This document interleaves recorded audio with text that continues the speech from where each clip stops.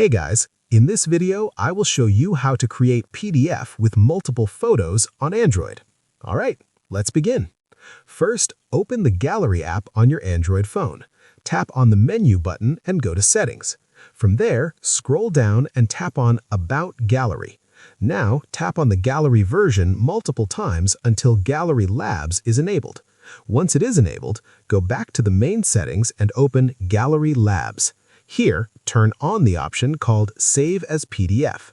After enabling it, return to the gallery. Select all the photos you want to combine into one PDF. Tap on Create and choose Save as PDF. Select the order of images, either default or reverse. The PDF file will now be created automatically.